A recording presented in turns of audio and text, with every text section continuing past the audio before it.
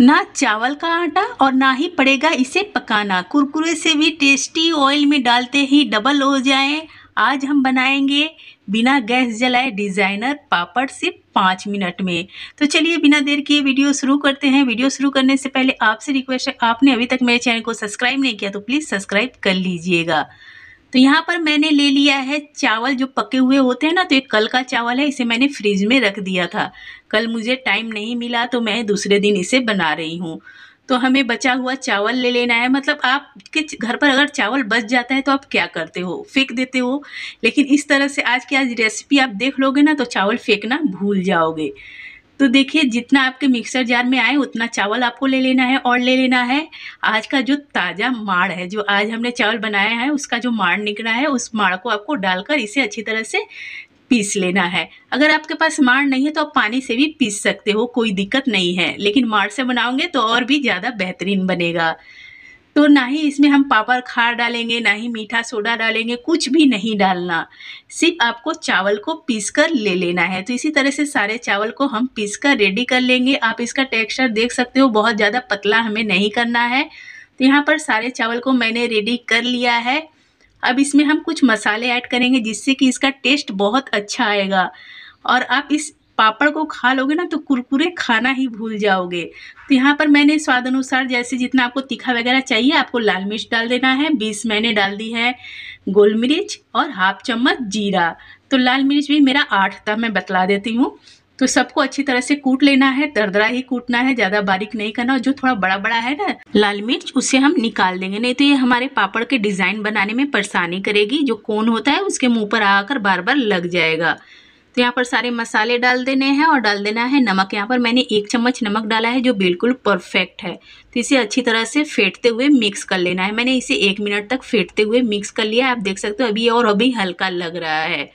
तो अब क्या करेंगे, हम इसे 3 भाग में अलग अलग बांट देंगे। तो यहाँ पर देखिए मैंने 3 जगह इसे निकाल दिया है। मिक्सर के जार में जो मैंने रखा है वो व्हाइट मैं छोड़ दूंगी, बाकी मैं दोनों बाउल्स में कलर ऐड करूंगी। आपके पास जो कलर हो आप वो ऐड कर सकते हो। तो यहाँ पर मेरे पास ये रेड कलर था तो मैं बहुत थोड़ी मात्रा में ऐड कर रही हूँ। तो ये पूरा रेड कलर नहीं आएगा, सिर्फ हल्का सा कलर आ जाए इसलिए मैंने ऐड किया, जैसे देखने में अच्छा लगे।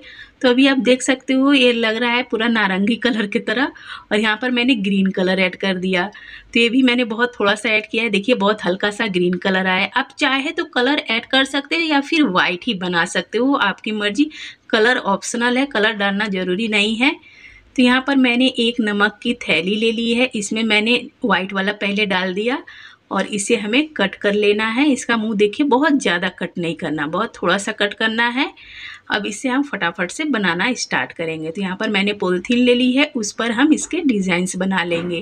तो ये गोल वाले डिज़ाइंस बहुत ही आसानी से बन जाते हैं, इसलिए मैंने सोचा कि गोल वाले ही मैं बना लेती हूँ, फटाफट से बन जाए। तो इसी तरह से मैं सारे पापड़ को रेडी कर लूँगी। तो यहाँ पर आप देख सकते हो कितनी आसानी से ये बन जा रहे हैं। इसे बनाने में कोई दिक्कत नहीं है, ना ही कोई परेशानी है। और मैंने पॉलीथीन में बिल्कुल भी ऑयल नहीं लगाया है, इसी तरह से सूख जाएंगे तो ये अपने आप छोड़ देंगे। तो देखिए मैंने सारे कलरफुल पापड़ रेडी कर लिए हैं और 1 दिन के लिए छोड़ दूँगी मैं धूप में। तो अभी देखिए 1 दिन की धूप दिखाने के बाद मेरे पापड़ बहुत ही बढ़िया से सूख गए हैं। आप इस तरह से पापड़ बनाकर पूरे साल स्टोर कर कर रख सकते हो, या फिर जब जब आपके चावल बच जाए तब तब आप इस पापड़ को बना सकते हो। तो चलिए फटाफट से तल लेते हैं। धुआंधार ऑयल में डालना है और इसे हल्का सा चलाते हुए फटाफट से तल लेना है। तो देखिए ऑयल में जाते ही ये कैसे डबल हो गए। और जितना ऑयल गर्म रहेगा उतना बढ़िया ये पापड़ एकदम नरम, मतलब कुरकुरा रहेगा लेकिन सॉफ्ट रहेगा। एक जो हार्ड पापड़ हो जाता है वैसा नहीं रहेगा। तो आप देख सकते हो कितने प्यारे पापड़ बने हैं। अगर आपको मेरी ये रेसिपी पसंद आई हो तो प्लीज़ मेरे चैनल को सब्सक्राइब कीजिएगा, लाइक कमेंट शेयर करना मत भूलिए।